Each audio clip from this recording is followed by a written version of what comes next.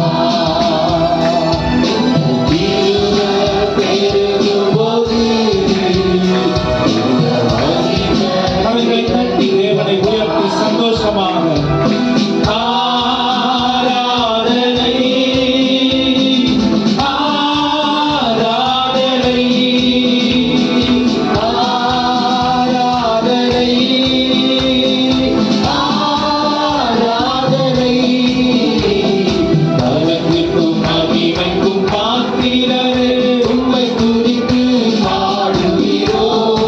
சொல்லுங்க, கிருபை தெரிந்ததப்பா, உங்க மகிமை இறங்குதப்பா. கிருபை தெரிந்ததப்பா, உங்க மகிமை இறங்குதப்பா. உம்மை மகிமைப்படுத்துகிற எந்த ஸ்தானத்திலும் உம்மை மகிமைப்படுத்துகிற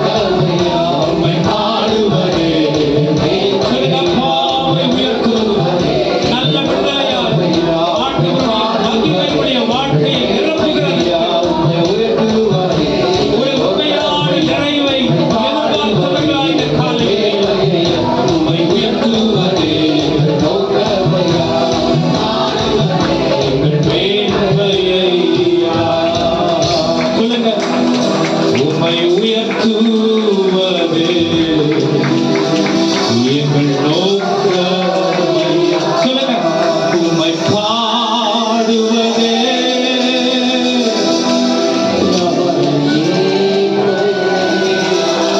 உம்மை உயர்த்துவதே எங்கள் நோக்கம். உம்மை பாடுவதே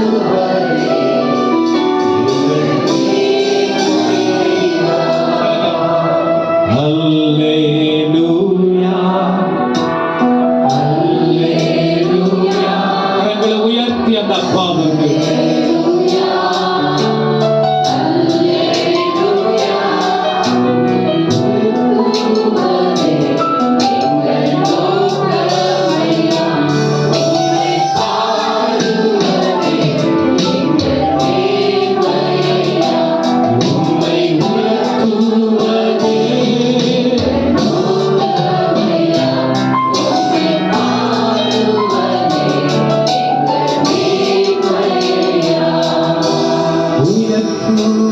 பண்ண வார்த்தை சொல்லிக்கிட்டே இருக்கலாம். அவர் உயர உயர உயர உலகம் மாமிசம் பிசாசை நாம் மேற்கொண்டு மேற்கொண்டு ஜெயித்து கொண்டே இருக்க முடியும்.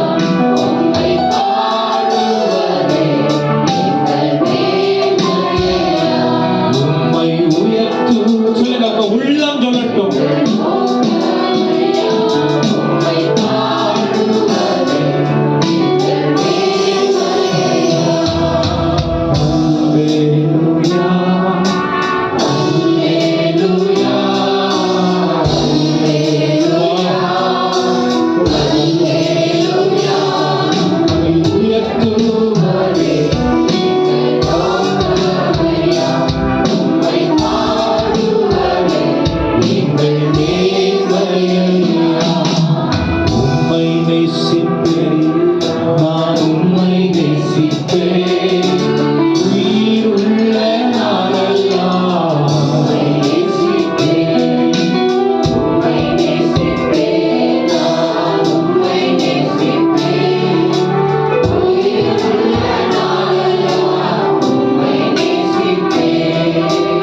அழியாத அன்புடனே உம்மை நேசிப்பேன்.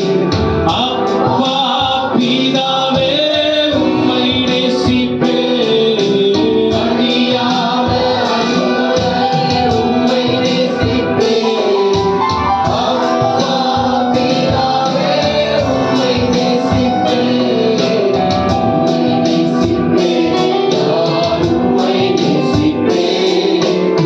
உயிருள்ள நாளெல்லாம் உம்மை நேசிப்பேன். உம்மை நேசிப்பேன். நான் உம்மை நேசிப்பேன். உயிருள்ள நாளெல்லாம் உம்மை நேசிப்பேன். எத்தனை இன்பமே. உங்க இடத்துல உட்கார்ந்து சொல்லுங்க. சமூகமே எத்தனை யாரையும் பார்க்காம பரலோகம் திறக்கப்பட்டிருக்கிறதை உங்களுடைய வாழ்க்கையில் நீங்கள் உணர்ந்தவர்களாக உண்மையாய் தேடுகிறவர்களுக்கு நன்மை குறைபடாது என்று வேதம் சொல்லுகிறது.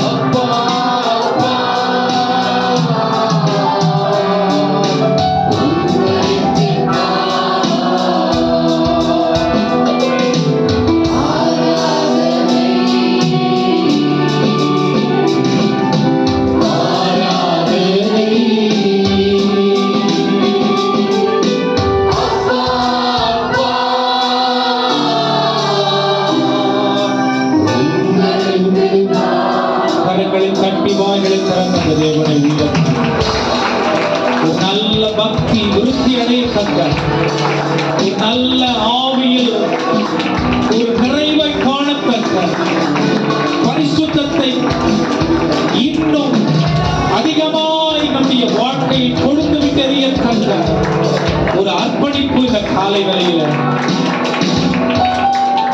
ஆண்டவருக்கு நாம் ஒப்பு கொடுத்தவர்களா?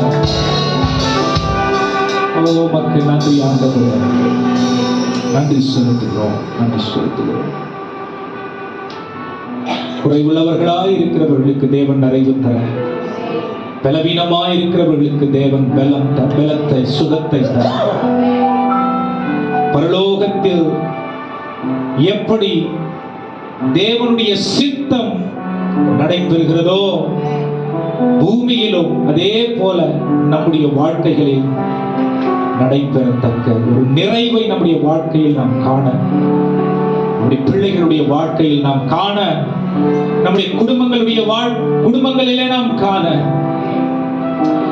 எல்லா கர்த்தருக்கு பிரியமற்ற காரியங்கள் நம்முடைய எல்லைகளை விட்டு விலகி போக, எல்லா தேவனுக்கு மகிமையை கொண்டு வராத காரியங்களை நம்முடைய சிந்தைகளை விட்டும் நம்முடைய எல்லைகளை விட்டும் தேவன் எடுத்து போடும்படிக்காக அவரை போல ஒவ்வொரு நாளும் நம்மை அவர் வணைந்து பரலோகத்திற்கு நாம் பாத்திரவான்களாய் மாற நம்முடைய வாழ்க்கையை அவர் நமக்கு ஆசீர்வதித்து கொடுக்கும்படிக்காக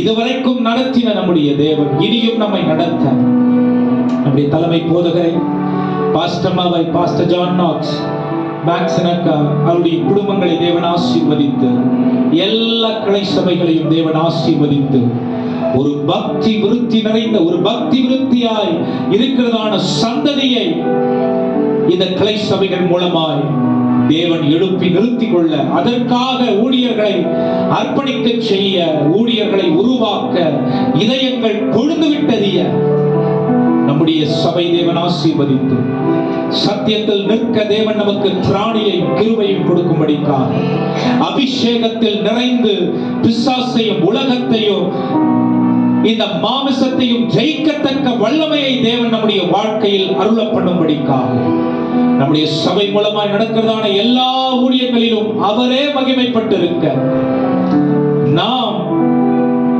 அவருடைய நிழலிலே இருந்து அவருடைய சித்தத்திற்கு ஒப்பு கொடுத்து செயல்படுகிறவர்களாய் இருக்க, சுயம் சாம்பலாய் மாற சுத்த ஆவியை தேவன் நமக்குள்ளே நிலைநாட்டும்படிக்காக நம்முடைய போதகரை தேவன் ஆசீர்வதித்து நல்ல ஆயுசு நாட்களை கூட கொடுத்து நம்முடைய போதகரை கொண்டு போய் இருக்கிறதான அந்த சபைகளுக்கு தேவன் ஆசீர்வாதமாய் மாற்றி ஒரு பெரிய வல்லமையான கருவியாய் எடுத்து பயன்படுத்தும்படிக்காக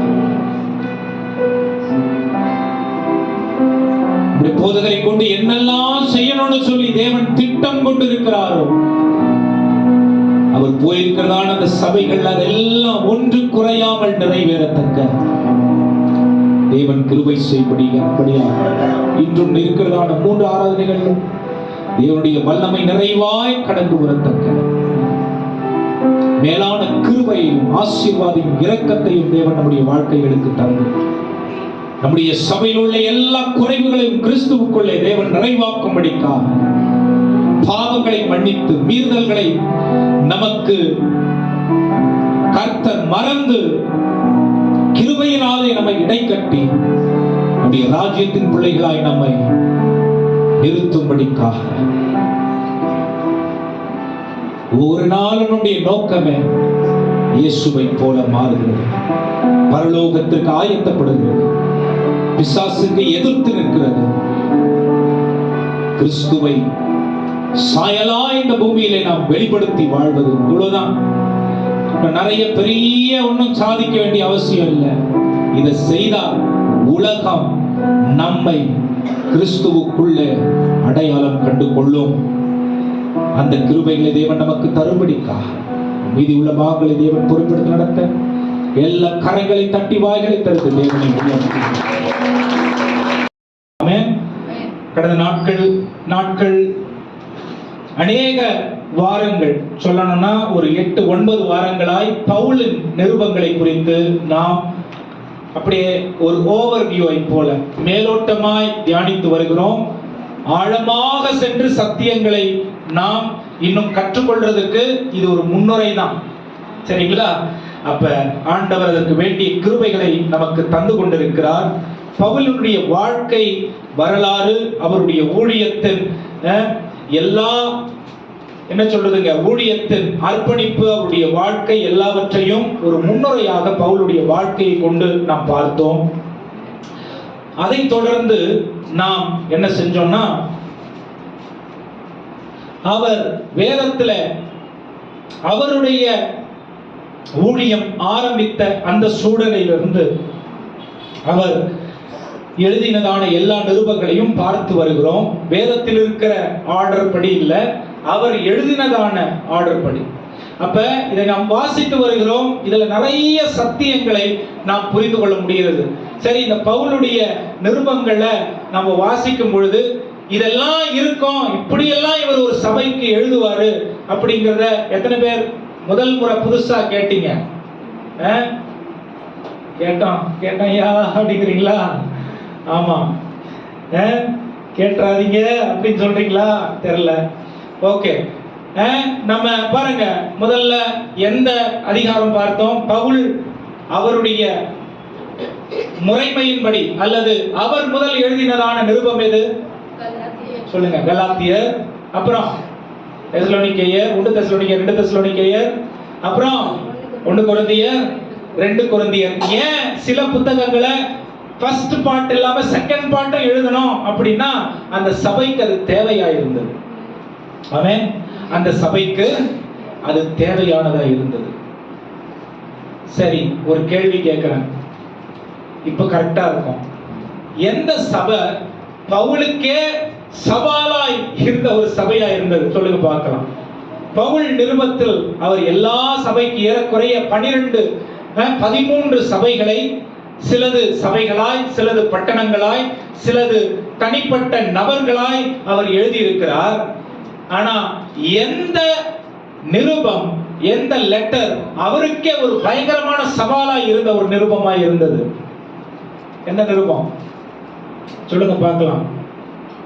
இந்த எல்லா 13 முன்னுரைகளும் முடிஞ்ச பிறகு ஒரு டெஸ்ட் வைக்கலாம்னு யோசிக்கிறேன். பார்க்கலாம் எந்த அளவுக்கு நம்ம கற்றுக்கொண்டிருக்கிறோம்னு சொல்லி. கொரிந்து சபைக்கு அவர் எழுதின நிருபம் தான் ரொம்ப சவாலான ஒரு நிருபமா இருந்துச்சு. ஏன் அப்படின்னா அங்க எல்லாமே இருந்துச்சு, பாவமும் உட்பட்டு. அந்த சபையில பரிசுத்தத்தின் உச்சமும் இருந்துச்சு, பாவத்தின் உச்சமும் இருந்துச்சு. அந்த சபையில அபிஷேகத்தின் உச்சமும் இருந்துச்சு, பொறாமையின் உச்சமும் இருந்துச்சு.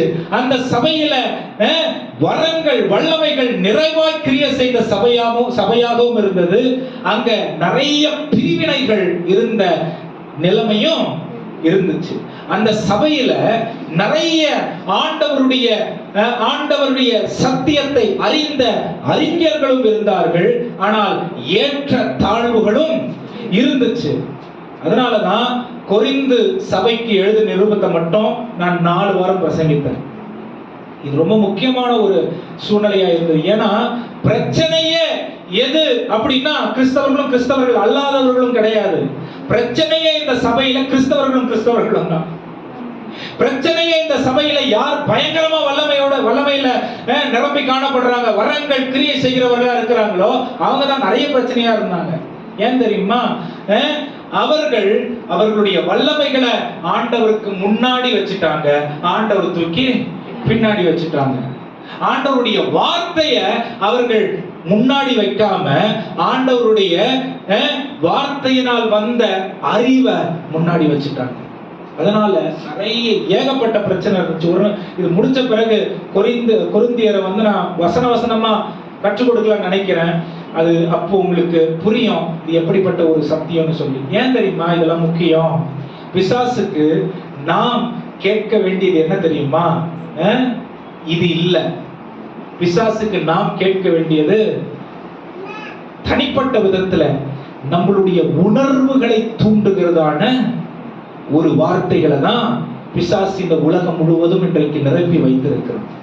பிரச்சனைகளை எப்படி தீர்க்க வேண்டும், தனிப்பட்ட வாழ்க்கையை எப்படி சீரமைத்துக் கொள்ள வேண்டும், எண்ணங்களில் இருந்து ஆரம்பித்து முழு வாழ்க்கையையும் எல்லா அவயவங்களும் எப்படி சுத்திகரிக்கப்பட்டு பாதுகாப்பாய் வைத்துக் கொள்ள வேண்டும் என்கிற ஒரு சத்தியத்தை பவுல் அப்போஸ்தலனுக்கு ஆண்டவர் பரிசுத்த ஆவியானவர் மூலமாக வெளிப்படுத்தின இந்த சத்தியத்தை உலகம் தெரிந்து கொள்ள கூடாது என்று மறைத்து விட்டு இருக்கிற ஒரே வார்த்தையினால், அப்படின்னா எது தெரியுங்களா?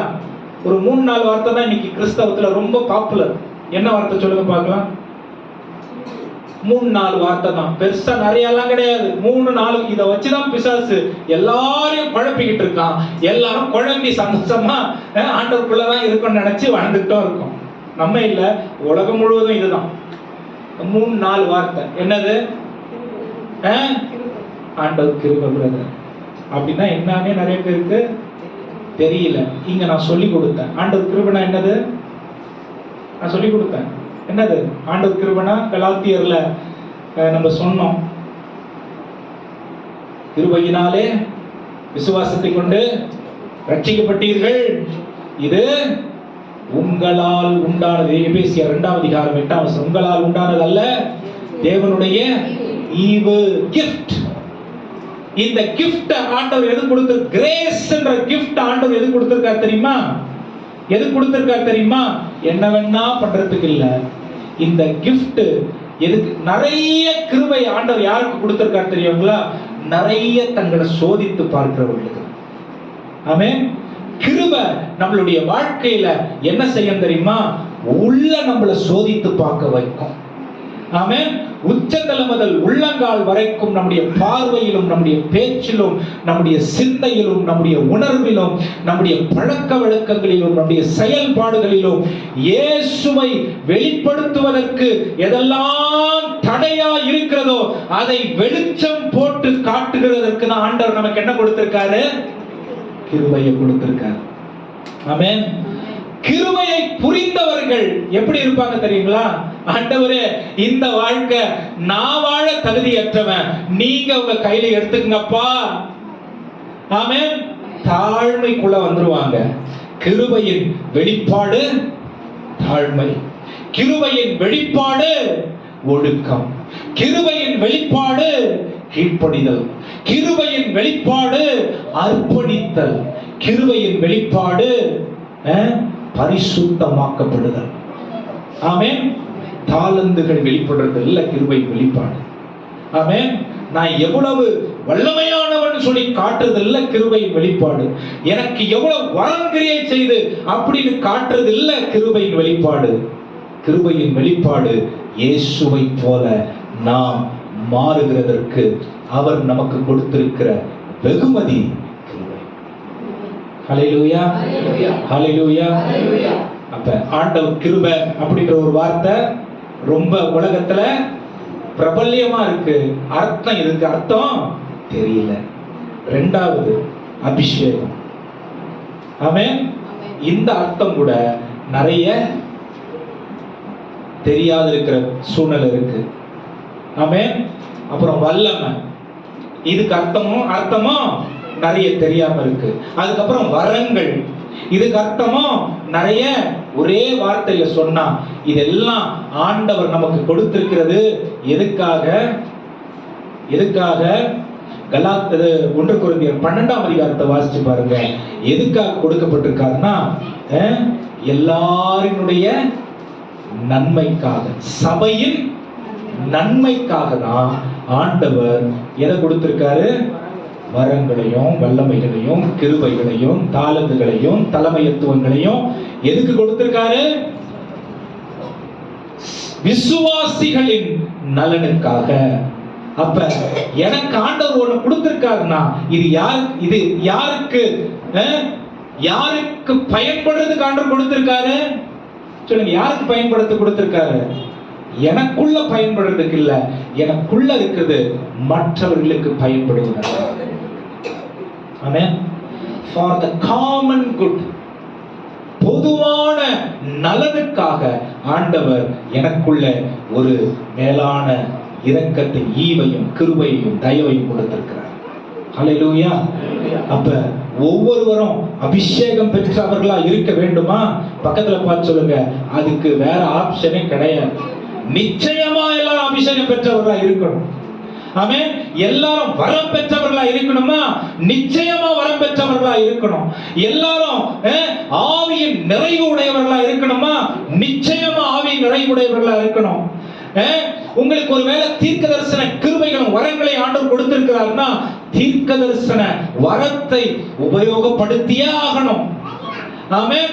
உங்களுக்கு ஆண்டவர் ஒருவேளை விசுவாசத்தை கொடுத்திருக்காருன்னா, நான் நிறைய பேர் வெறும் தீர்க்க தரிசனத்தையும் சுகத்தையும் மட்டும் அந்த 9 வரங்கள்ல எடுத்துக்கிட்டு தனியா பேசுவாங்க. ஏன்னா இதான் வெளியே தெரியும். ஆமென். ஆனா மற்ற 9 வரங்கள்ல 2 தான் தீர்க்க தரிசனம், அப்புறம் சுகம், அதுக்கப்புறம் அந்நிய பாஷை. ஹல்லேலூயா.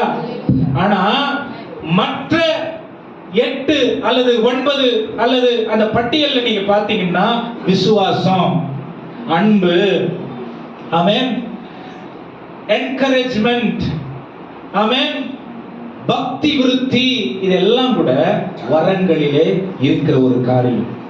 12ஆம் அதிகாரம் 1 கொரிந்தியர் 12ஆம் அதிகாரத்தை நீங்க வாசிங்க. ஆமென். ஹல்லேலூயா. ரொம்ப முக்கியமான ஒரு காரியம்.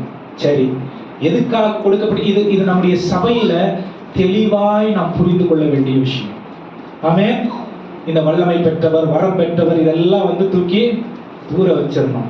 எனக்கு வரம் இருக்கு, வல்லம் இருக்கு, கிருபை இருக்குன்னா இது பொதுவான நலனுக்காக ஆண்டவர் கொடுத்திருக்கிற ஒன்று. ஹல்லேலூயா. இந்த பாருங்க, எனக்குள்ள ஒரு கிருபை ஆண்டவர் வச்சிருக்க, ஒரு ஹீலிங் கிஃப்ட் ஆண்டவர் வச்சிருக்கிறார்னா சபையில் உள்ள கடைசி மனுஷனுக்கும் அது ஆசீர்வாதமாய் செயல்படுகிற ஒன்றாய் இருக்கணும். ஆமென்.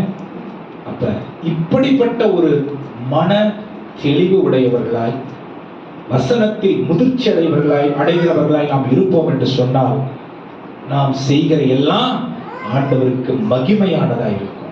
இல்லனா ஆண்டவருக்கு அது மகிமையை கொண்டு வராது. ஆண்டவருக்கு மகிமையை கொண்டு வராத எந்த ஒரு காரியமும் வேற ஒருத்தவனுக்கு மகிமையை கொண்டு வந்து கொண்டிருக்கிறது. ஆமென். 2 இடத்துல தான் மகிமை போகும். ஒண்ணு மகிமை உரியவருக்கு போகும், இல்ல மகிமைய திருடுறவனுக்கு போகும். ஹல்லேலூயா. சொல்லுங்க ஹல்லேலூயா.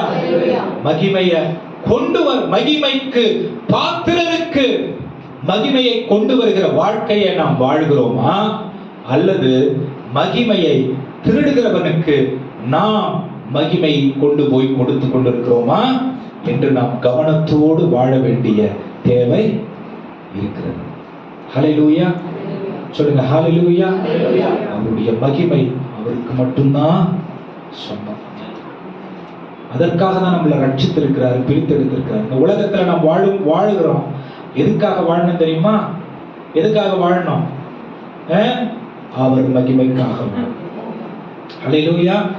அதுக்கு தான் ரட்சிப்பு. இந்த வாழ்க்கை அவர் மகிமைக்காக வாழ்றதுக்கு மட்டுமே நமக்கு தேவன் ரட்சிப்பை கொடுத்திருக்கிறார். ஹல்லேலூயா. இந்த கிளாரிட்டி, இந்த புரிதல் இருந்துச்சுன்னா என்ன தெரியுமா நடக்கும்? நானு அங்கீகாரம் தேட மாட்டேன். ஆண்டவர் மகிமையை எங்கெல்லாம் கொண்டு வரலாமோ அங்கெல்லாம் கொண்டு வர்றதுக்கு என்ன நான் போய் முன்னிறுத்திக் கொள்வேன். ஆமென். சொல்லுங்க ஹல்லேலூயா. யாருமே பார்க்காத நேரத்துல வெளியே ஒரு தம்பி ஒரு சேர் எடுத்து போட்டாரு. அது தேவனுக்கு மகிமையை கொண்டு வருது. ஆமென். இது சபையின் பொதுவான நலனுக்காக அவர் செஞ்சாரு. அவருக்கு அபிஷேகம் இருக்கு, வல்லமை இருக்கு, ஒன்னும் இல்ல, அதெல்லாம் விஷயம் இல்லை. ஆண்டவருக்கு அது மூலமா ஒரு மகிமை வந்துச்சு. ஆமென். அப்ப வேலையை பிரிச்சுக்க மாட்டோம்.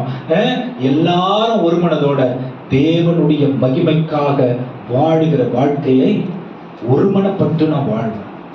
ஆமென். இதுல பெரியவங்க இல்ல, சின்னவங்க இல்ல, இதுல படிச்சவங்க இல்ல, படிக்காதவங்க இல்ல, இதுல அறிவு தெரிந்தவர்கள் இல்ல, அறிவாளிகள் இல்ல, குறைவானவர்கள் இல்ல. ஆமென். இதுல வந்து எத்தனை வருஷம் சர்ச்சில் இருந்தேன், இப்பதான் வந்தேன், இது இல்ல.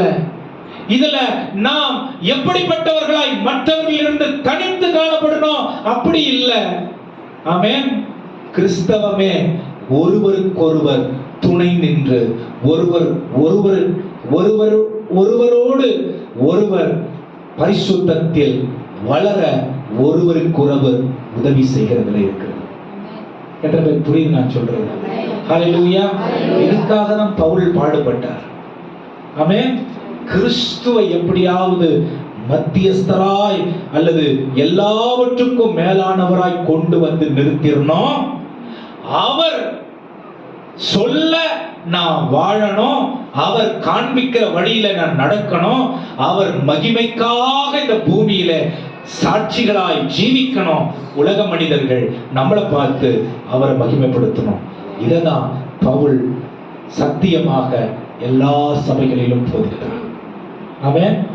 சொல்லுங்க ஹல்லேலூயா. இது தாழ்மை இல்லாம வராது, இது கீழ்ப்படிதல் இல்லாம வராது, இது அர்ப்பணிப்பு இல்லாம வராது, இது ஒப்பு கொடுத்தல் இல்லாம வராது. இது ஆண்டவருடைய ஆளுகைக்கு நம்மை குறைத்து கொள்ளாததுனால வராது. ஆமென். இதெல்லாம் நம்ம இடத்துல காணப்பட்டாதான் இயேசு நம்மில் வெளிப்படுவார்.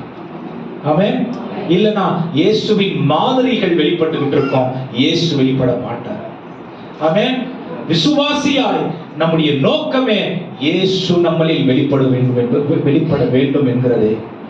ஆமென். இயேசுவுக்கு பதிலாய் நல்ல மைண்ட்ல வச்சுக்கங்க, எங்கேயும் நம்ம வெளிப்பட கூடாது. ஹல்லேலூயா. எங்கேயும் நம்ம வெளிப்பட்ட கலாத்தியர் 2ஆம் அதிகாரம் 20ஆம் வசனம் சொல்லி என்ன சொல்லுது? கிறிஸ்துவுடனே கூட நான் சிலுவையில் அறையப்பட்டிருக்கிறேன், இனி வாழ்கிறது நான் அல்ல, கிறிஸ்து என்னில் வாழுகிறார். ஆமென். அப்ப இந்த வாழ்க்கை என்னதுதான், ஆனா இந்த வாழ்க்கையை யார் வாழணும்? கிறிஸ்து வாழணும். ஆமென். அப்ப எனக்குள்ள என்ன சாகணும்? சுயம் செத்து போகணும், நானுங்கிறது செத்து போகணும். எனக்கு இது வேணும், அது வேணும், இது இருக்கணும், அது இருக்கணும், இது செய்யணும், அது செய்யணும், இது என் பிளான், இது என் பர்பஸ், இது என் டைரக்ஷன், இது என் திட்டம், இதெல்லாம் செத்து போயிடணும். ஏன்னா வேதம் என்ன சொல்லுதுன்னா, many are the plans of man, மனிதனுடைய திட்டங்கள் அநேகமா இருக்கிறது, தேவனுடைய சித்தமே கடைசியில் நிறைவேறும் என்று வேதம் சொல்லுகிறது. அப்ப நான் போராடி நாட்களை வீணடிக்கிறதை விட ஆண்டவருடைய கரங்கள்ல என்னுடைய வாழ்க்கையை பூரணமாய் ஒப்பு கொடுக்கிறதுனால நான் தனித்து தெரியறனோ தெரியலையோ, இயேசு என்னில் நான் போகிற இடத்துல எல்லாம் தெரியணும். அது அவருக்கு மகிமை கொண்டு வருகிற ஒரு வாழ்க்கையா இருக்கும். அதுதான் பரலோகத்தில் அவருடைய சித்தம் செய்யப்படுகிறது, பூலோகத்தில் செய்யப்படுகிறது. ஹல்லேலூயா. சொல்லுங்க ஹல்லேலூயா. இதை விட சிம்பிளா எனக்கு சொல்ல தெரியல, ஆனா இதுதான் ஆண்டவர் நமக்கு எதிர்பார்க்கிறார். ஹல்லேலூயா. ஆண்டவர் நம்ம கிட்ட என்ன எதிர்பார்க்கிறாரு? நான் தெரிகிற இடத்துல எல்லாம் இயேசு தரணும். ஆமென். என் குடும்பம் தரணும் நினைக்கிற இடத்துல எல்லாம் இயேசு தரணும், இயேசுவின் மாதிரி தரணும், இயேசுவின் அடிச்சுவடு தரணும், இயேசுவினுடைய அடையாளம் தெரியணும், இயேசுவினுடைய ஆளுகை தெரியணும், இயேசுவினுடைய அன்பு தெரியணும். ஹல்லேலூயா. இயேசுவினுடைய இரக்கம் தெரியணும். இதுதான் பரலோக பிதாவினுடைய சித்தம், நம்முடைய வாழ்க்கையின் நிறைவு. ஹல்லேலூயா. சொல்லுங்க ஹல்லேலூயா. பாஸ்டர் ஒரு வசனம் கூட சொல்ல, இவ்வளவு நாள் பேசிட்டீங்களே பாஸ்டர். ரோமர் 1ஆம் அதிகாரம் 18ஆம் வசனம் எடுத்துங்க. இன்றைக்கு ரோமர் நிருபத்திலிருந்து பாருங்க, பவுல் எழுதின எல்லா நிருபமும் ரொம்ப முக்கியமானது. இந்த எல்லா நிருபங்களிலும் ரோமர் நிருபம் ரொம்ப ரொம்ப முக்கியமான ஒரு நிருபமா இருக்கிறது. இன்னைக்கு ஒரு சில சத்தியங்களை இந்த ரோமர் நிருபத்திலிருந்து கற்றுக்கொள்ளலாம். வாசிங்க ரோமர் 1ஆம் அதிகாரம் 16ஆம் வசனம். கிறிஸ்துவின் சுவிசேஷத்தை குறித்து நான் வெட்கப்படேன். கவனிங்க, கிறிஸ்துவின் சுவிசேஷத்தை குறித்து நான் வெட்கப்படேன். முன்பு யூதரிலும் பின்பு கிரேக்கரிலும் விசுவாசிக்கிறவன் எவனோ அவனுக்கு ரட்சிப்பு உண்டாவதற்கு அது தேவ பலனாய் இருக்கிறது. ஹalleluya சொல்லுங்க, ஹalleluya. இந்த வசனத்தை நம்ம புரிஞ்சுக்கிறதுக்கு தான் இவ்வளவு காரியத்தை நான் சொல்லிட்டு வந்தேன். ஆமென். என்ன சொல்லுது? சுவிசேஷம் நம்முடைய வாழ்க்கைக்கு என்னவா இருக்கிறது? தேவ பலனா இருக்கிறது. ஹalleluya. தேவ பலனா இருக்கிறது. தமஸ்குல தமஸ்கு அந்த ரோட்ல, அந்த வீதியில, அப்போஸ்தலர் நடபடிகள் 9ஆம் அதிகாரத்துல பவுல ஆண்டவர் சந்தித்தார். ஆண்டவர் சந்தித்து ஆண்டவரே பவுலுக்கு சுவிசேஷத்தை அறிவித்தார். கலாத்தியர் 1ஆம் அதிகாரத்தில் நீங்க வாசிச்சீங்கன்னா 4ஆம் வசனத்துல தொடங்கி நீங்க வாசிச்சீங்கன்னா ஆண்டவரே எனக்கு சுவிசேஷத்தை அறிவித்தார் என்று அவரே வாக்குமூலம் கொடுத்திருக்காரு. அப்ப கவனிங்க, பவுல் ஒரு காலத்துல ஆண்டவராகிய இயேசு கிறிஸ்துவை பின்பற்றின பிள்ளைகளை கொன்று குவிக்கிறவனாய், கொலை வெறி பாதகனாய் இருந்த அவனை தேவன் சுவிசேஷத்தினாலே அவனுடைய வாழ்க்கையை முற்றிலுமாய் மாற்றிவிட்டார். ஆமென். பூரணமான மாற்றம் சுவிசேஷத்தினால் ஏற்பட்டு இருந்தால் என்ன நடக்கும் தெரியுமா? பவுல் கிட்ட இருந்த பழைய வாழ்க்கையின் எந்த ஒரு ட்ரேசஸ், எந்த ஒரு அடிச்சுவடுகள், அடையாளங்கள் புதிய வாழ்க்கையில் அவனுக்கு இல்லவே இல்லை. ஹalleluya. பவுல் தமஸ்குவுக்கு முன் இருந்தது போல தமஸ்கு வீதியில் இருந்ததான அந்த தேவனோடு இருந்ததான அந்த ஒரு என்கவுண்டருக்கு பிறகு அவனுடைய வாழ்க்கை இல்லை. கிறிஸ்துவை வெறுத்து அவரை பின்பற்றுகிறவர்களையும் கொலை செய்து அவர்களை சிறையில் தள்ள வேண்டும் என்கிறதான கொலைவெறி பிடித்தவனாய் இருந்த இந்த பவுல் என்ன பண்றானா? கிறிஸ்துவுக்கு இந்த ஜீவனையும் கொடுக்க நான் தயங்க மாட்டேன்னு சொல்லி கிறிஸ்துவுக்கு ஜீவனை கொடுத்தே மரித்து போனார். ஆமென். கிறிஸ்துவை ஏற்றுக்கொள்வதற்கு பின் சுவிசேஷம் ஒரு மனிதனுடைய வாழ்க்கைக்கு வருவதற்கு முன்பு அவனுடைய வாழ்க்கை எப்படிப்பட்டதா இருந்தது? எப்படிப்பட்டதா இருந்தது? உலகத்தில் எல்லாவற்றுக்கும் மேலானவனாய் இந்த பவுல் இருந்தான். ஆமென். கிறிஸ்துவை ஏற்றுக்கொண்ட பிறகு பவுலுடைய வாழ்க்கை எப்படி இருந்தது? உலகத்தில் எல்லாவற்றுக்கும் மேல கிறிஸ்து தான் இருக்க வேண்டும் என்று கிறிஸ்துவை மேலே கொண்டு வந்து அவனுடைய வாழ்க்கையே கிறிஸ்துவுக்கு அர்ப்பணித்து கிறிஸ்துவை வெளிப்படுத்தி வாழ்கிறவனாய் பவுல் மாறினான். ஹalleluya.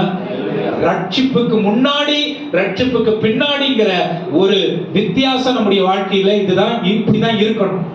இயேசுவை நான் ஏற்றுக்கொள்றதுக்கு முன்னாடி என்னுடைய வாழ்க்கையில இந்த உலக ஆசாபாசங்கள், உலக அந்தஸ்து, அதிகாரம், உலக பட்டம், பதவி, உலக பணம், மோகம் எது வேணா இருக்கலாம். ஆனா இயேசுவை சொந்த ரட்சகராய் ஏற்றுக்கொண்ட பிறகு ரட்சிக்கப்பட்ட நான் இயேசுவை மட்டுமே என்னுடைய வாழ்க்கையில், குடும்பத்தில், ஊழியத்தில் காண்பிக்கிறவனாய் இருக்க வேண்டும்.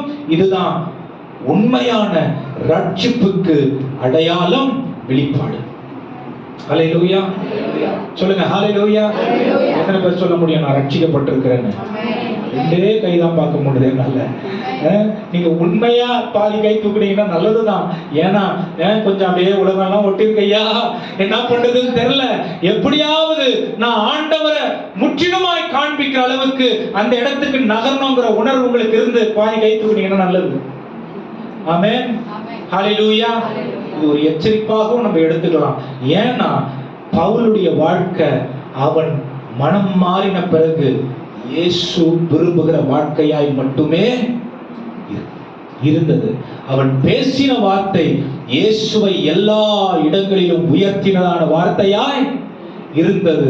பைபிள் சொல்லுது, எப்பக்கம் நெருக்கப்பட்டும் ஒடுங்கி போவதில்லை, கலக்கம் அடைந்தாலும் மனமடிவு அடைவதில்லை. பவுல் சொல்றாரு கலாத்திய, அதாவது 2 கொரிந்தியர் 1ஆம் அதிகாரத்துல இருந்து 3ஆம் அதிகாரத்துல இருந்து நீங்க வாசிச்சீங்கன்னா 5ஆம் அதிகாரம் 6ஆம் அதிகாரம் வாசிச்சீங்கன்னா அவர் சொல்றாரு 3 முறை 99 அடி முதுகுல வாங்கி இருக்காரு. ஆமென். இது சும்மா இயேசு கிறிஸ்து இந்த பேஷன் ஆஃப் கிரைஸ்ட் எல்லாம் பாக்குறீங்க பாத்தீங்களா, அந்த மாதிரி 3 முறை. 2 முறை படகு அவர் பயணம் பண்ணும்போது உடைஞ்சு போச்சு. 2 முறை, ஒரு முறை பாம்பு கடிச்சிருச்சு, ஒரு முறை தேள் கடிச்சு போச்சு. ஆமென். 3 முறை ஜனங்க அவரை அடிச்சு செத்துட்டாருன்னு வீதியில விட்டுட்டு போயிட்டாங்க. ஆமென். பல முறை அவருடைய வாழ்க்கையின் ஊழிய பிரயாணத்தில் பல வருஷங்கள் அவர் சிறைச்சாலையிலேயே கழித்தார். பல வருஷங்கள் ஒளிந்து கொண்டிருந்தவனாய் இருந்தார். பல வருஷங்கள் அவர் அடுத்து என்ன பண்றதுன்னு தெரியல, அப்படிப்பட்ட நிலைமை தான் இருந்துச்சு. ஆனாலும் பாருங்க, ரியல் லைஃப் ப்ராப்ளம்ஸ் பாலுக்கு இருந்துச்சு. யதார்த்தமான அன்றன்றைக்கான பாடுகள் பவுலுக்கு இருந்துச்சு. அவனுடைய போதனைய சேலஞ்ச் பண்ணாங்க. நீ என்ன கரெக்டா பிரசங்கம் பண்றியா? சேலஞ்ச் பண்ணாங்க. எப்படி சொல்ற நீ கரெக்டா பிரசங்கம் பண்றன்னு? They were super apostles that they have come and confronted Paul for his gospel. Super apostles நான் யார் சொல்லுங்க? super apostles அப்படின்னா என்னது? அப்போஸ்தலர்களை விட மேலானவர்கள். ஆனா இவங்க வசனத்தோடு அடையாளம் கொள்கிறவர் இல்ல. பவுல கலாத்தியருக்கு எழுதின நிருபத்தின் முக்கியமான 1 தெசலோனிக்கேயருக்கு எழுதின முக்கியமான ஒரு போதனையே கலாத்தியர் 1 தெசலோனிக்கே எதுக்கு எழுதினாருன்னா, இப்படிப்பட்ட கள்ள உபதேசங்கள் சபைக்குள்ள வந்துருச்சு. இதை அவர் சீர்படுத்தணும்னு நினைச்சா அவரை சேலஞ்ச் பண்றாங்க. நீ எப்படி இதெல்லாம் சொல்லலாம்? ஆமென். இயேசு சிலுவையிலே மரித்தது ஒரு சாபமான அடையாளம். அவரை போய் கடவுள்னு சொல்ற? ஆமென். இப்ப நிறைய பேர் அவர் சேலஞ்ச் பண்ணாங்க. அவர் என்ன சொல்றாருன்னா, எல்லாம் வாழ்ந்திருந்தாலும் சரி, தாழ்ந்திருந்தாலும் சரி, என்ன நடந்தாலும் சரி, கிறிஸ்துவின் அன்பை விட்டு என்னை பிரிப்பவன் யார்? இது வார்த்தையா இருக்கக்கூடாது, வாழ்க்கையா இருக்கணும். வாழ்க்கையின் ஒரு பகுதியா இருக்கக்கூடாது, வாழ்க்கையே அதுல அடிப்படையாய் இருந்து நாம் செயல்பட வேண்டும். ஹல்லேலூயா. எத்தனை பேர் தைரியமா இந்த காலைவேளையில சொல்ல முடியும், இந்த வாழ்க்கை இயேசுவுக்கு மட்டும்தான்? எத்தனை பேர் ஆமென் சொல்ல எல்லாம் நான் சொன்னது சொல்லுங்க. இந்த வாழ்க்கை இயேசுவுக்கு மட்டும்தான். ஆமென்.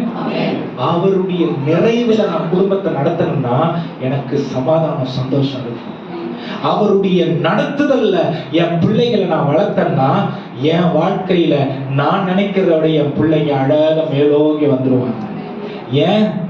நான் என் குடும்பத்தை நடத்தல, கிறிஸ்து நடத்துறேன். ஹல்லேலூயா சொல்லுங்க. ஹல்லேலூயா.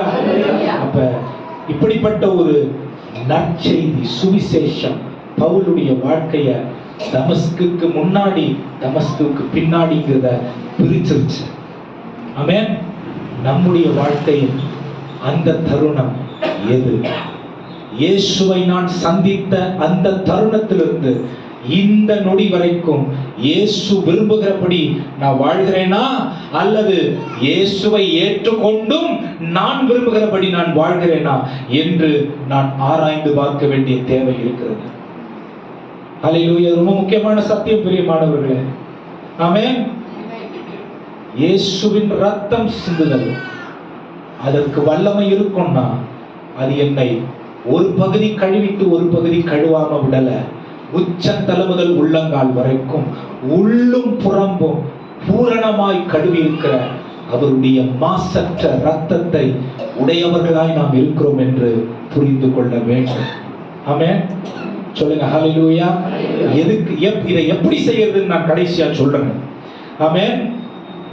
தேவனுடைய கிருபையினாலே அவருடைய ரட்சிப்பு எனக்கு பூரணப்பட்டிருக்கிறது. ஹல்லேலூயா.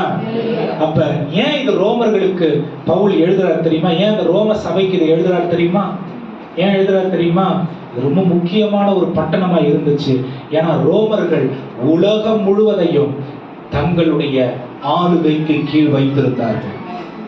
ரோமர்கள் உலகம் முழுவதையும் தங்கள் ஆளுகைக்கு கீழ் வைத்திருந்தார்கள்.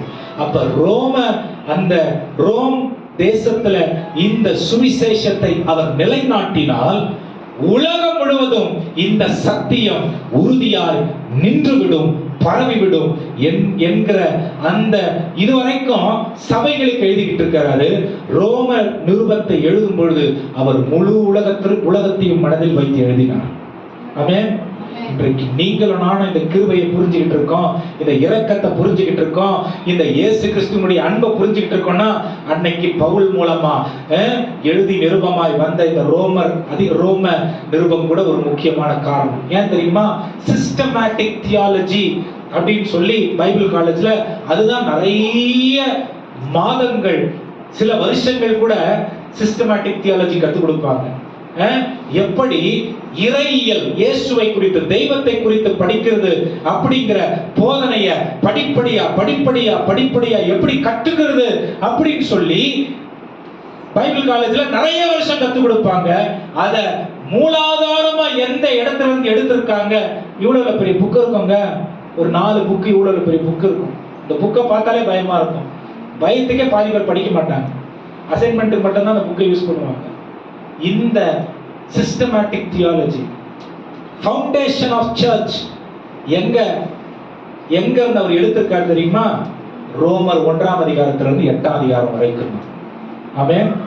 ரோமர் 1ஆம் அதிகாரத்திலிருந்து 8ஆம் அதிகாரம் வரைக்கும் எப்படி கிறிஸ்தவர்கள், சபைகள், தேவனை பின்பற்றுகிற விசுவாசிகள் எதை அடிப்படையாக கொண்டு வாழ வேண்டும் என்கிற சத்தியத்தை ரோமர் நிருபத்துல அவர் தன்னுடைய மனதை திறந்து எழுதியிருக்கிறார். அதன் முதல் காரணம், உலகத்திற்கு பாருங்க, சுவிசேஷம் தெரியாது, இயேசு யாருன்னு தெரியாது, எப்படி ஏற்றுக்கிறதுன்னு தெரியாது. எல்லாத்தையும் படித்தவர்கள் இருந்தார்கள், படிக்காதவர்கள் இருந்தார்கள், ஞானிகள் இருந்தார்கள், பேதைகள் இருந்தார்கள், அறிவாளிகள், பணக்காரர்கள் இருந்தார்கள், அடிமைகள் இருந்தார்கள். எல்லாருக்கும் உரியதான புத்தகமாய் ஒரே புத்தகத்தை எழுதியிருக்காருன்னா இந்த ரோம நிருபத்தை பவுல் எழுதினார். ஹல்லேலூயா. அப்ப இது எல்லாருக்குமான ஒரு நிருபம்.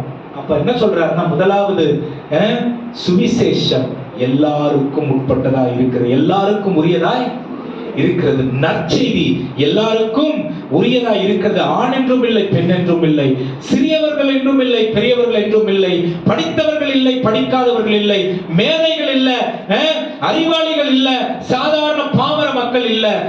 நற்செய்தி, காஸ்பல் எல்லாருக்குமானதாய் இருக்கிறது என்று அவர் அறிவித்தார். இரண்டாவது காரியம் என்ன தெரியுமா சொல்றாரு? ரோமர் 3ஆம் அதிகாரம் 12ஆம் வசனம். வேகமா வாசிங்க, டைம் இல்ல. ரோமர் 3ஆம் அதிகாரம் 12ஆம் வசனம். தெரிஞ்ச வசனம் தானே? கவனிங்க என்ன சொல்லுது? எல்லாரும் வழி தப்பி ஏகமாய் கெட்டு போனார்கள், நன்மை செய்கிறவன் இல்லை, ஒருவனாகிலும் இல்லை. இந்த வசனத்தை நம்ம தனியா படிச்சா, அப்ப நான் என்ன பாவியா, எத்தனை வருஷம் கிறிஸ்தவனா இருக்க பாவியா அப்படின்னு நமக்கு தோணும். ஆமென். இது ரட்சிக்கப்பட்டவர்களுக்கு பாவத்தில் விழுந்து போகாமல் இருப்பதற்கு கொடுக்கிறதான ஒரு எச்சரிக்கை. இந்த வசனத்தை நிலைநாட்டுறதுக்கு என்ன பண்றாருன்னா, 4 விதமான கூட்டத்தை பவுல் குறிப்பிடுறார். ஒண்ணு, முதல்ல யூதர்கள். யூதர்கள் என்ன நினைச்சாங்கன்னா, பிறப்பிலேயே நாங்கெல்லாம் பரிசுத்தவான்கள், தேவனுடைய இரத்த, அதாவது தெரிந்து கொள்ளப்படுதலினாலே நாங்கள் சுத்திகரிக்கப்பட்டிருக்கிறோம், நாங்க பரலோகத்திற்கு சுதந்திரவாளி, அதனால பாவம் எங்க கிட்ட இல்ல, ரட்சிப்பு எங்களுக்கு வேண்டாம். முதல்ல நான் என்ன சொன்னேன்? ரட்சிப்பு எல்லாருக்கும் உரியதா இருக்கிறது. அப்ப அதை வச்சு பார்க்கும் பொழுது பவுல் என்ன சொல்றாருன்னா, யூதனானி இருந்தாலும் உனக்கு ரட்சிப்பு தேவை, இயேசு கிறிஸ்துவினுடைய ரத்தம் சிந்துதல் தேவை, உனக்கு பாவ மன்னிப்பு தேவை, பாவத்திலிருந்து மீட்பு தேவை. அதை நீ இயேசுவை சொந்த ரட்சகராய் ஏற்றுக்கொண்டால் தான் பரலோகத்துக்கு போக முடியும்.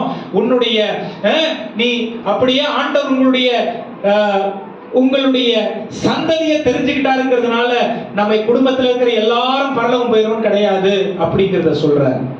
யூதனுக்கு ரட்சிப்பு தேவை.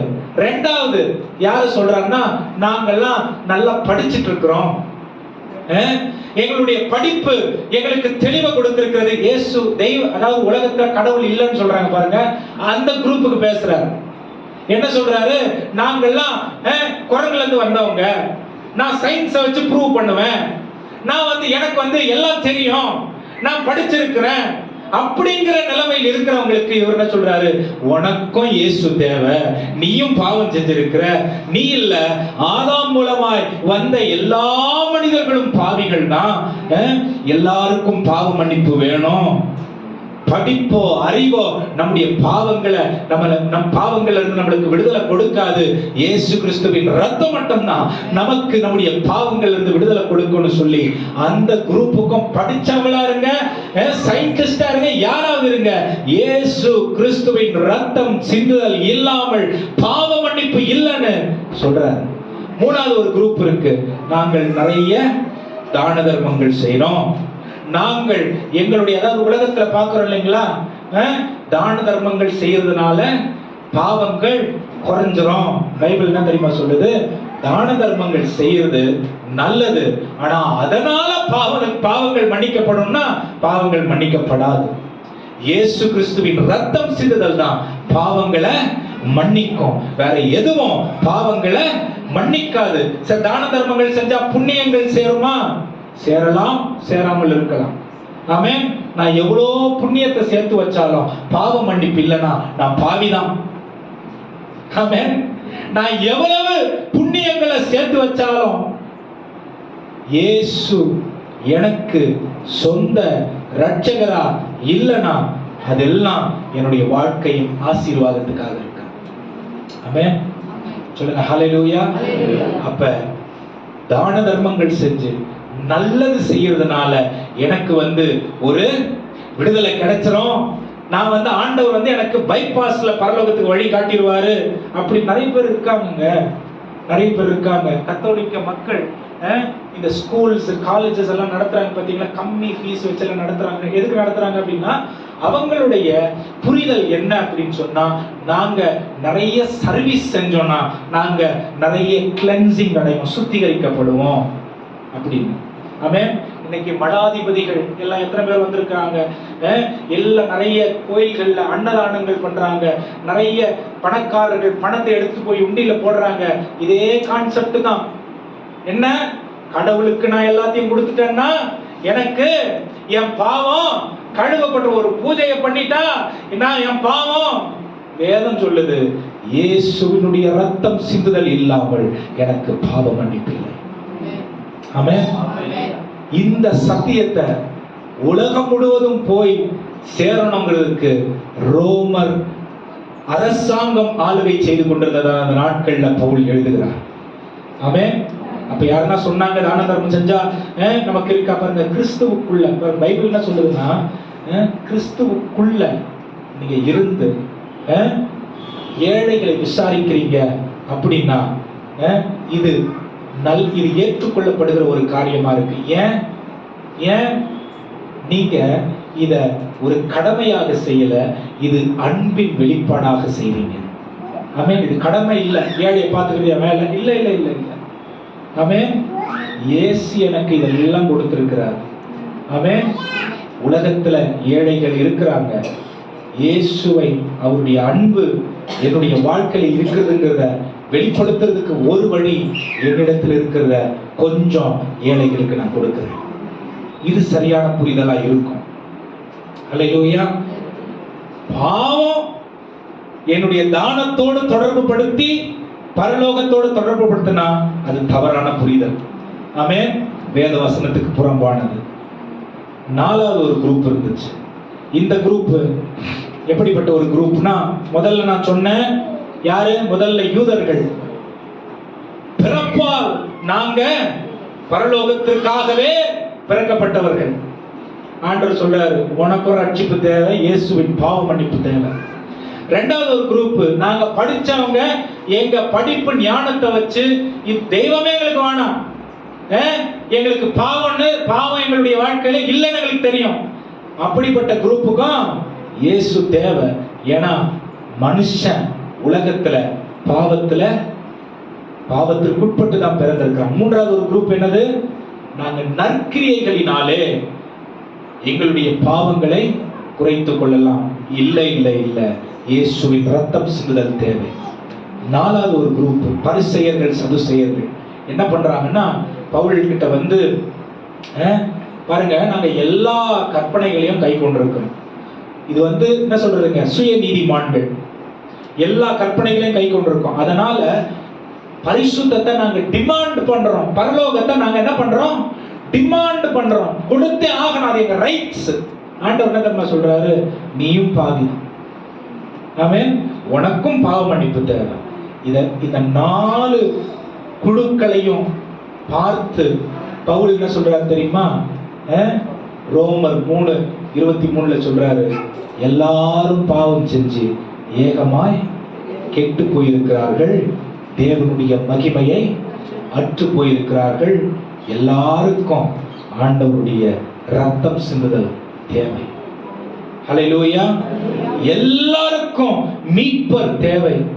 ஆமென், ஆமென். இது ரட்சிக்கப்பட்ட நமக்கு ஒரு பெரிய பொறுப்பு மாதிரி எத்தனை பேர் உணர்றீங்க? நம்ம கிட்ட எத்தனை பேர் வந்து வாதாடுறாங்க? அதெல்லாம் கடவுள்லாம் ஒன்றும் இல்லை, சயின்ஸ், படிப்பு, அறிவு, ஞானம், அரசியல், எவ்வளவு பேர் வாதாடுறாங்க. இது நம்ம மேல விழுந்த கடமையா இல்லையா? இது நம்ம மேல விழுந்த கடமையா இல்லையா? அவங்களுக்கு இயேசு தேவைங்கிற பொறுப்பு நம்ம மேல ஆண்டவர் வச்சிருக்காரா இல்லையா? அவங்களுக்கும் ஒரு ரட்சகர், ஒரு மீட்பர் தேவைங்கிற ஒரு பொறுப்பு ஆண்டவர் நம்ம மேல வச்சிருக்காரா இல்லையா? நீங்க உலகத்துக்கு வெளிச்சமா இருந்தா உங்க வேலை என்னது? ஒளி வீசுறது, போய் சுவிசேஷத்தை அறிவிக்கிறது ஒவ்வொருவர் மேலும் விழுந்த கடமையா இருக்கிறது, வேதத்தின் கட்டளையா இருக்கிறது. ஹல்லேலூயா சொல்லுங்க, ஹல்லேலூயா. அப்ப ஆபிரகாம், 3வது ஒரு காரியம், ரோமர் 4ஆம் அதிகாரம், 5 காரியம் சொல்லி முடிக்கிறேன் நான், இன்னைக்கு டைம் இல்லை. 10 காரியத்தை இப்ப நேரடியா சொல்ல முடியாது. சரிங்க, 3வது ஒரு காரியம், ரோமர் 4ஆம் அதிகாரம் 3ஆம் வசனம். வேத வாக்கியம் என்ன சொல்லுகிறது? வேத வாக்கியம் என்ன சொல்லுகிறது? ஆபிரகாம் தேவனை விசுவாசித்தான். ஆபிரகாம் தேவனை விசுவாசித்தான், அது அவனுக்கு நீதியாக எண்ணப்பட்டது என்று சொல்லுகிறது. அது அவனுக்கு நீதியாக எண்ணப்பட்டது என்று சொல்லுகிறது. சரி, அதுக்கு முன்னாடி இந்த வார்த்தையை சொல்லி முடிக்கிறேன். அந்த 2வது பாயிண்ட பாருங்க. எல்லாரும் பாவம் செஞ்சிருக்காங்களா? இதுல அவங்க பெரிய பாவியா, நாம் சின்ன பாவியாங்கிறது கணக்கு வராது. பாவம் பாவம் தான். பொய் சொன்னாலும் பாவம் தான், கொலை பண்ணாலும் பாவம் தான். பாவம் பாவம் தான். வெளிப்புறமா செஞ்சாலும் பாவம் தான், சிந்தையில செஞ்சாலும் பாவம் பாவம் தான். அதனால பிசாசு இன்னைக்கு பாவத்திலிருந்து நம்மள முழுசா வெளிவராம இருக்கிறதுக்கு உபயோகப்படுத்துகிற ஆயுதம் என்ன தெரியுமா? என்னவா இருக்கும்னு நினைக்கிறீங்க? பிசாசு நாம் பரிசுத்தவான்கள் என்று நாம் நம்புறதுக்கு, நிச்சயமா புரிந்து கொள்ளாமல், நிச்சயமா உறுதியா இல்லாமல் இருக்கிறதுக்கு பிசாசு உபயோகப்படுத்துகிற ஆயுதம் என்ன தெரியுமா? என்னது? ஒப்பிட்டு பார்க்கிறது. பிசாசு உபயோகப்படுத்துற ஆயுதம் என்னது? மற்றவங்களோட ஒப்பிட்டு பாருங்க. எல்லாம், அதாவது ஒரு பாவி பரிசுத்தவானோட தன்னை ஒப்பிட்டே பார்க்க மாட்டான், இன்னொரு பாவியோட தான் ஒப்பிடுவான். பரிசுத்தவான் இன்னொரு பரிசுத்தவானோட தன்னை, அதாவது அவங்களோட அதிகமா பரிசுத்தமா இருக்கிறவங்களோட ஒப்பிட மாட்டாங்க, அவங்களோட குறைவா இருக்கிறவங்களோட ஒப்பிட்டு நாங்க பரவாயில்ல, ஆமென், நாங்க பரவாயில்ல, அவங்கள மாதிரி. இதெல்லாம் பரிசேயனுடைய ஜெபமும் ஆயக்காரனுடைய ஜெபத்துல ஆண்டவர் அழகா வேறுபடுத்தி காட்டுறாங்க. ஆமென். பரிசேயனுடைய ஜெபம் எப்படி இருந்துச்சு? அந்த ஆயக்காரன மாதிரி நானு, ஆமென், 2 பேரும் பாவ அறிக்கை எடுத்துட்டு தான் வராங்க, 2 பேரும் இதுக்கு தான் வராங்க. ஆனா பிசாசு மனிதர்களுடைய மனதை எப்படி ஆண்டவருடைய, அதாவது உண்மையான அறிக்கையை செய்யாமல் இருந்து மற்றவர்களோடு நாம் ஒப்பிட்டு பார்க்கிறதின் மூலம் நாம் பாவிகள் என்கிறதான உணர்வுக்கு வர முடியாம நாம் ஒரு மாய வலையில் இருந்து பரலோகத்திற்கு போகிறதுக்கு நாம் பூரண ஆயத்தப்படாமல் இருப்பதற்கு பிசாசு உபயோகப்படுத்துற ஒரு கருவி எது? மற்றவர்களோட ஒப்பிட்டு பார்க்கிறது. ஆமென். மற்றவர்களோட ஒப்பிட்டு பார்க்கிறது. எல்லாருக்கும் சுத்திகரிப்பு தேவை. ஆமென். பைபிள் என்ன சொல்லுது? பைபிள் பொய் சொல்லுமா? பைபிள் என்ன சொல்லுது? எல்லாரும் பாவம் செஞ்சு ஏகமாய் கெட்டு போயிருக்கிறாங்க. இவங்க பாவம் பெருசு, அவங்க பாவத்தை ஆண்டவர் மன்னிக்கவே மாட்டாரு அப்படின்ற நிலைக்கு யாருமே வர முடியாது. ஏன் பாவத்தை ஆண்டவர் நிச்சயமா மன்னிச்சிருவாரு என்கிற நிலையிலிருந்து நான் விலகியும் இருக்க முடியாது. ஆண்டவரால மன்னிக்க முடியாத பாவம் எதுவுமே இல்லை. The question is, நான் 100% அவருடைய சமூகத்துல அவருடைய சுத்திகரிப்புக்கு என்னை அர்ப்பணிக்கிறேனா என்கிறது தான். ஹல்லேலூயா. பிசாசினுடைய ஒப்பீட்ட நாம் என்ன சொல்றதுங்க, ஆயுதமாக எடுத்துக்கொண்டு நம்முடைய ரட்சிப்பை இழந்து போகவும் முடியும். ஆமென். பூரண ரட்சிப்பு பெறுறதுக்கு பைபிள் என்ன சொல்லுது? கடைசி பரியந்தம் நிலைத்து நிற்கிறவனே ரட்சிக்கப்படுவான். யார் ரட்சிக்கப்படுறது? இன்னைக்கு ரட்சிக்கப்பட்ட இன்னைக்கு ரட்சிக்கப்பட்ட முடிஞ்சு போச்சு. அன்னைக்கு உபவாசம் இருந்தா, வாழ்க்கையில அன்னைக்கு ஒரு நாள் உபவாசம் இருந்தா ஆண்டவர் எல்லாம் செஞ்சுட்டாரு, முடிஞ்சு போச்சு. இல்ல இல்ல இல்ல, பைபிள் என்ன சொல்லி கொடுக்குது? கடைசி பரியந்தம் நிலைத்து நிற்கிறவனே ரட்சிக்கப்படுவான். ஹல்லேலூயா. இங்க நிறைய சத்தியங்கள், ஏதாவது எனக்கு இன்னும் நிறைய சொல்லணும்னு ஆர்வமா இருக்கு, டைம் இல்ல. ஆமென். அப்ப ஆண்டவர் இத நேத்து வாலிப பிள்ளைங்களுக்கு சொன்னேன். மற்றவர்களோட நம்ம ஒப்பிட்டா என்ன நடக்குது தெரியுமா? மற்றவர்களோட நம்ம ஒப்பிட்டா நல்லதா இருக்கலாம், கெட்டதா இருக்கலாம். நான் அழகா இருக்கேன், நான் அழகா இல்ல, அவங்க அழகா இருக்காங்க. எதுவாகிலும் இருக்கட்டும். ஏன் பாவம் பெருசு, ஆண்டவர், அதாவது அவங்க பாவம் சின்னது, எதுவாகிலும் இருக்கட்டும், எதனா இருக்கட்டும். உலகத்துல நான் மற்றவர்களோட என்ன நான் ஒப்பிட்டா நேரடியா ஆண்டவரை பார்த்து கேள்வி கேட்கிறேன்னு அர்த்தம். ஆண்டவருடைய படைப்புல எனக்கு சந்தேகம் இருக்கு, ஆண்டவருடைய மீட்புல எனக்கு சந்தேகம் இருக்கு, ஆண்டவருடைய விடுவிப்புல எனக்கு சந்தேகம் இருக்கு, ஆண்டவருடைய தியாகத்துல எனக்கு சந்தேகம் இருக்கு. இதனாலதான் ஆண்டவர், இதனாலதான் பிசாசு ஒப்பீட கொண்டு வரான். புரியுதா உங்களுக்கு? நான் நல்லா இல்ல, அவன் நல்லா இருக்கான்னு நான் நினைச்சேன்னா ஆண்டவர் என்ன சரியா படைக்கலங்கிற கேள்வி ஆண்டவருக்கு முன்னாடி நான் வைக்கிறேன்னு அர்த்தம். ஆமென். ஆண்டவர் நம்மளை யாரும் குறைவுல படைக்கல, அவர் நிறைவாய் படைத்திருக்கிறார். ஆமென். உலகத்துல எல்லா மனிதர்கள் எத்தனையோ கோடி இருக்குன்னு சொல்றாங்க.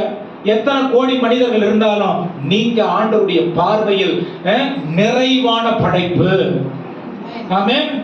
அப்ப மற்றவர்களோடு உங்களை ஒப்பிடுறதுக்கு ஆண்டவர் உங்களை தெரிந்து கொள்ளல, அவரோட உங்களை அடையாளப்படுத்திக்கிறதுக்கு தான் அவர் உங்களை தெரிஞ்சுக்கிட்டு இருக்காரு. ஆமென். சொல்லுங்க ஹல்லேலூயா. பாவ விஷயத்துல அந்த பாவம் பெருசு, இந்த பாவம் சின்னது அப்படி நான் நியாயம் இருக்கிற இடத்துக்கு போனேன்னா நீதி உள்ள நியாயாதிபதி ஒருத்தர் உட்கார்ந்துக்கிறார். ஆமென். அவருக்கு முன்னாடி 2 பாயிண்ட்ல முடிச்சிருவோம் போல இருக்கு, டைம் இல்ல. நீதி உள்ள நியாயாதிபதி ஒருத்தர் உட்கார்ந்து இருக்காரு. நீதி நியாயம் அவர் மட்டும்தான் சரியா செய்ய முடியும். ஆமென். அந்த இடத்தை நான் எடுத்துக்கிட்டேன்னா ஆண்டவருக்கு எதிரானவனா மாறுறேன். ஆண்டவருக்கு எதிரே நின்று நான் வாதாடி நான் ஜெயிக்க முடியுமா? ஆமென். ஜெயிக்க முடியாது. அப்ப மற்றவர்களை நியாயம் தீர்க்கிற வேலை ஆண்டவர் நமக்கு கொடுக்கல. நாம் அவரோடு இணைந்த அவருடைய கிருபையை பெற்று பரிசுத்தமாய் வாழ்றதுக்கு தான் ஆண்டவர். கிறிஸ்தவ வாழ்க்கை எவ்வளவு டிஸ்டிங்க்டா ஆண்டவர் நமக்கு வரைமுறைப்படுத்தி கொடுத்திருக்கிறார். ஆமென். பிசாசுடைய வேலை என்ன தெரியுமா? வேற மனுஷன் மூலமா இவங்களை கவனிச்சீங்களா? ஆமென். யோபு ஆண்டவர்கிட்ட வரான், அதாவது யோபு வரல, பிசாசு வரான். ஆண்டவர்கிட்ட உலகம் எல்லாம் சுத்திட்டு வரான். வந்துட்டு ஆண்டவர் யோப இந்த பிசாசை காட்டுறாரு. எடுத்த உடனே பிசாசு என்ன சொல்றான்? பிசாசு சொல்லுங்க, என்ன சொல்றான்? நீ நல்லா எல்லாத்தையும் கொடுத்து வச்சிருக்க, நல்ல வேலி அடைச்சு வச்சிருக்க, எல்லாமே அவனுக்கு இருக்கு, உன்னை எப்படி அவன் மறுதளிப்பான்? எல்லாத்தையும் எடுத்து பாரு. ஆண்டவர் என்ன சொன்னார் தெரியுமா? அவன் உயிரை தவிர அவனை நீ சோதிக்கிறதுக்கு உனக்கு எல்லா அனுமதியும் கொடுக்குறேன், நீ சோதிச்சு பாரு. ஆமென். ஹல்லேலூயா. ஆண்டவர் இந்த மனுஷன் உறுதியா இருக்கிறாரு. ஆண்டவர் அவனை ஆசீர்வதித்த ஆசீர்வாதம் நிறைவு. ஹல்லேலூயா. சொல்லுங்க ஹல்லேலூயா. அப்ப ஒருத்தவங்களோட ஒருத்தவங்க நம்ம கம்பேர் பண்ணா என்ன ஆகுதுன்னா, முதல்ல நான் சொன்னேன், நம்முடைய உருவத்தை, தோற்றத்தை மற்றவங்களோட நம்ம கம்பேர் பண்ணா என்ன நடக்கும்னா ஆண்டவருடைய படைப்பை நம்ம கேள்வி கேட்கிறோம், சந்தேகப்படுறோம். ரெண்டாவது, பரிசுத்தம் பாவம்ன்ற நிலையில வரும்பொழுது வேதம் சொல்லுது எல்லாரும் பாவம் செஞ்சு ஏகமாய் கெட்டு போயிருக்கிறாங்க. ஆமென். எல்லாருக்கும் பரிசுத்தம் தேவை, எல்லாருக்கும் இயேசுதான் கொடுக்க முடியும். ஆமென். மூன்றாவது கவனிங்க, எப்போ அதாவது ஒருத்தவங்களுடைய வாழ்க்கையின் கஷ்டத்தை நம்ம வந்து என்ன சொல்றதுங்க, இது இதனாலதான் இருக்கும் அப்படின்னு நம்ம பேச துணிஞ்சோம் அப்படின்னு சொன்னா என்ன நடக்கு தெரியுமா? ஆண்டவருடைய தாராளத்துவத்தை கேள்வி கேட்கிறோம். ஆமென். அப்ப இந்த ஒப்பீடு யார் கொடுக்கிறது? நீ ஆண்டவர் மாதிரி மாறிடுவ, இந்த பழத்தை கொஞ்சம் சாப்பிட்டுதான் பாரு என்ன ஆயிர போகுது. ஆமென். ஆண்டவர் மாதிரி அந்த அம்மா மாறிச்சா? ஏற்கனவே ஆண்டவர் மாதிரி தான் இருக்குங்க. அது வேதம் என்ன சொல்லுது? அவருடைய சாயலாய் அவருடைய ரூபமாய் அந்த மனுஷனையும் மனுஷியையும் அவர் படைச்சார். ஹல்லேலூயா. ஏற்கனவே ஆண்டவர் மாதிரி தான் படைச்சாரு. அப்ப ஆண்டவர் மாதிரி மாறுறதுல என்ன இருக்கு? மாறுறது மலை பிரசங்கத்துல கூட ஆண்டவர் அவருடைய பேட்டர்னை மாத்திக்கவே இல்லை. பாருங்க, மலை பிரசங்கத்துல கூட ஒரு வசனத்தை சொன்னேன். 14ஆம் வசனம் வாசிங்க. 5 அதிகாரம் 14ஆம் வசனம் வேகமா வாசிங்க. மத்தேயு 5 அதிகாரம் 14ஆம் வசனம். நீங்கள் உலகத்துக்கு வெளிச்சமா இருக்கிறீர்கள். என்னவா இருக்கிறோம்? என்னவா இருக்கிறோம்? வெளிச்சமா இருக்கிறோம். வெளிச்சமா மாறுறோம் இல்ல, வெளிச்சமா ஆயிரம் இல்ல, வெளிச்சமா இருக்கிறோம். யார் சொன்னது இது? இயேசு கிறிஸ்து சொன்னாரு. அவர் சொன்னா முடிஞ்சிருச்சு. ஹல்லேலூயா. ஆனா இந்த வெளிச்சம் இங்கிருந்து வரல, இந்த வெளிச்சம் அங்கிருந்து வருது. அதை நம்ம தெளிவா புரிஞ்சுக்கணும். இந்த வெளிச்சம் இங்கிருந்து வரல. ஒரு நிலாவை பார்த்து எவ்வளோ அழகா இருக்கு ராத்திரி, இல்லைன்னா காலைல தேடி பாருங்களேன், எங்க இருக்கு பார்க்கணும். ஆமென். நிலா தானே வெளிச்சம் கொடுக்க முடியாது. சூரியன் இடத்துல இருந்து வெளிச்சத்தை எடுத்து உலகத்துக்கு கொடுக்கணும். அதே போல நாம் வெளிச்சமா இருக்கிறோம். ஆனா இந்த வெளிச்சம் ஆண்டவராகிய இயேசு கிறிஸ்துவாய் நானே மெய்யான ஒளி, என்னில் இருக்கிறவர்கள் இருளில் நடக்க மாட்டார். ஹல்லேலூயா. சத்தியம் என்னைக்குமே மாறாது. ஆமென். அங்க ஆண்டவருடைய சாயலும் ரூபத்தோடு அந்த ஆதாம ஏவாளையும் படைச்சாரு. இங்க நம்மை வெளிச்சமாகவே இருக்கிறோம்னு சொல்றாரு. அவர் மாறுறதே இல்லை. ஹல்லேலூயா. சொல்லுங்க ஹல்லேலூயா. இதுக்கு நான் மறுபடியும் வரலாம். கடைசியா ஒரு காரியத்தை சொல்லி நான் முடிக்கிறேன். எப்படி இது நம்முடைய வாழ்க்கையில் செயல்படும்? இது எப்படி நம்முடைய வாழ்க்கையில செயல்படும் தெரியுமா? 12ஆம் அதிகாரம் 1-2 வசனங்களை வாசிங்க. ரோமர் 12ஆம் அதிகாரம் 1-2 வசனங்களை. அப்படி இருக்க சகோதரரே, நீங்கள் உங்கள் சரீரங்களை கவனிங்க, நீங்கள் உங்கள் சரீரங்களை பரிசுத்தமும் தேவனுக்கு பிரியமுமான ஜீவ பலியாக ஒப்புக்கொடுக்க வேண்டும் என்று தேவனுடைய இரக்கங்களை முன்னிட்டு உங்களை வேண்டிக் கொள்கிறேன். 2வது வசனம். நீங்கள் இந்த பிரபஞ்சத்திற்கு ஒத்த வேஷம், கவனிங்க, நீங்கள் இந்த உலகத்திற்கு ஒத்த வேஷம் தெரியாமல் தேவனுடைய நன்மையும் பிரியமும் பரிபூர்ணமான சித்தம் இன்னதென்று பகுத்தறியத்தக்கதாக உங்கள் மனம் புதிதாகிறதுனாலே மறுரூபமாக்கப்படுகிறீர்கள். இந்த மனம் புதிதாகிறத மட்டுமே 4 அதிகாரத்துல பேசுறாரு. வெறும் இந்த மனது புதிதாகிறத மட்டும் 4 அதிகாரம், 12 அதிகாரத்துல இருந்து 16 அதிகாரம் வரைக்கும் அதான் பேசுறாரு. ஆமென். எப்படி நம்முடைய பாருங்க, சுவிசேஷத்தினுடைய வல்லமையை நான் எப்படி புரிஞ்சுக்க முடியும்? மனது புதிதாகிறதுனால. நான் பாவி, எனக்கு ஒரு மீட்பர் தேவை அப்படிங்கிறது எப்படி நான் புரிஞ்சுக்க முடியும்? மனது புதிதாகிறதுனால.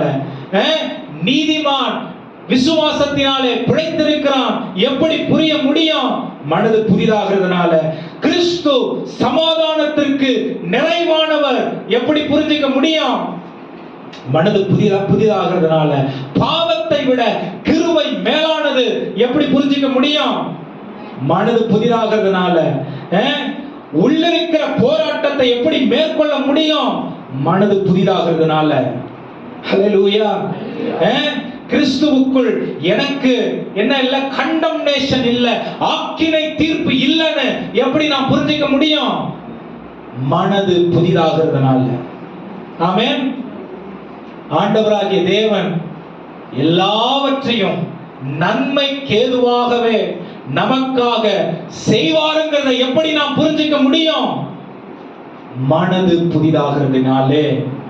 அப்ப கிறிஸ்தவர்களுக்கு ரட்சிப்புக்கு முன்னாடி என்ன தேவை? சுத்த சிந்தை. ஆமென். சுத்த உணர்வு. ஹல்லேலூயா. மனது புதிதாகிறதுனாலே நீங்கள் மறுரூபமாக்கப்படுகிறீர்கள். You are becoming new because your mind is renewed. ஆமென். தமஸ்குக்கு முன்பாக மனது உலகத்தின் பக்கம் இருந்தது. தமஸ்குவுக்கு பிறகு ரட்சிப்பில் மனது புதிதாக்கப்பட்டதினாலே இயேசு உலகத்திற்கும் தனக்கும் மேலாக மாறிவிட்டார். ஹல்லேலூயா. நீங்களும் நானும் ஆண்டவருடைய எதிர்பார்ப்பு உலகத்துல நிறைய இருக்கு, நம்ம மூலமா செஞ்சுக்கணும்னு, ஆண்டவருக்கு செய்யணும்னு. ஒரே ஒரு காரியம் தான் நம்ம இடத்துல எதிர்பார்க்கிறாரு. உங்க மனசை புதுசாக்கிங்க. உலகம் சொல்லி கொடுக்கறத உங்க மனசுல ஏத்திக்காதீங்க. வேதம் சொல்லி கொடுக்கறத உங்க மனசுல ஏத்திக்குங்க. உலகம் கற்றுக் கொடுக்கிற காரியத்தின்படி உணர்ச்சி வசப்பட்டு செயல்படாதீங்க.